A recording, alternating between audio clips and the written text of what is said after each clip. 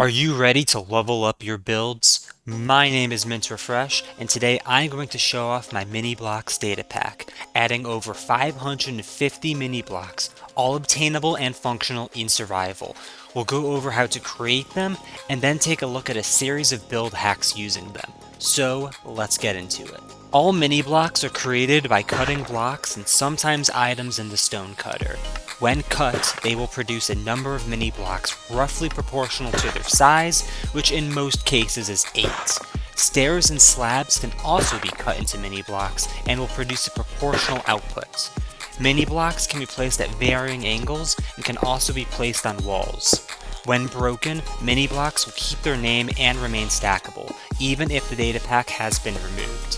All mini blocks can produce sounds when placed on a note block, allowing for unique sound design opportunities. Now let's take a look at some example builds and see how mini blocks can be used. To start, I'm at the site of my Ghast vs Dragon video, where we have some rocks dotted around. We have a mossy one over here, and we have a slice of cake sitting on a table. And next we have a lovely Christmas home build. So we have a lamp using mini blocks, we have a box and a nice pot. We have a plant here. I'm using a azalea bush in a pot. We have some leaves out around, some more pots, decorated pots sitting around. We have a sponge next to our sink. We've got a mangrove log that is sideways, kind of like a piece of meat on our table. We have a cauldron on the stove, and there's something else to mention about this in a moment. We have our Christmas tree, which just has a glowstone star at the top, and some baubles using stained glass mini blocks. And we have a cake on the table. Now, if you listen closely, actually, you will hear that we're actually getting some bubbling noises coming from our pots. And that is actually because underneath here I have a skulk sensor hidden that is activating this note block with a lava mini block on top, and that is creating these nice aesthetic bubbling sounds to go with our pot on the stove. It really helps complete the build with a bit of sound. Here we have some mini blocks in a city build. We have a whole bunch of stuff around. We have these lamps using mini white stained glass. We have cauldrons. We have decorated pots, lanterns on the walls. We're using copper chests in places like mailboxes and stuff.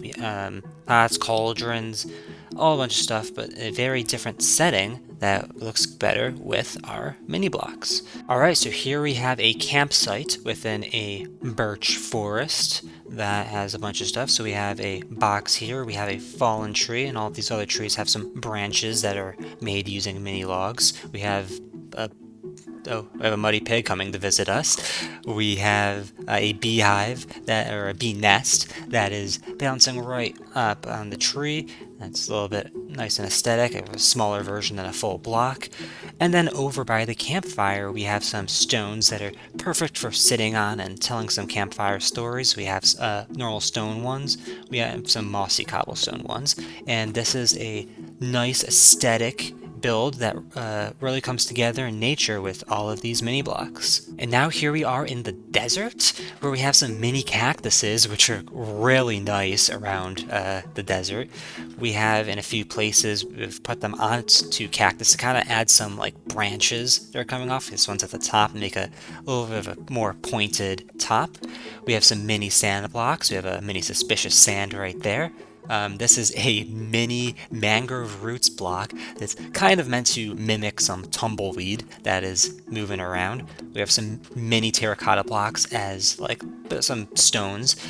And we have here a makeshift palm tree that uses the 3 variants of mini cocoa pods to be coconuts. So we have, the different age variants, some that have fallen, and this really adds a bit to your palm trees that you might decide to have in a beach or a desert like this one. And so now in a completely different direction, we have a factory build. So we have a factory line of some gold ore going into this big furnace that I built. We have some nice redstone lamps that are turned on, or mini blocks on the wall there. And those come out as these mini gold blocks. We have some more mini redstone lamps, we have mini chests and these barrels, and yeah, so a very different setting from the nature and also very different from where we are going next. Okay, and now here we are at a farm build. So we have some piles of melons here. Look at those, are these mini melons. We have some pumpkins. We have a carved one right here. We have a bunch of hay bales laying around, and so this is how it can be used in an agricultural setting. I see a duck over there.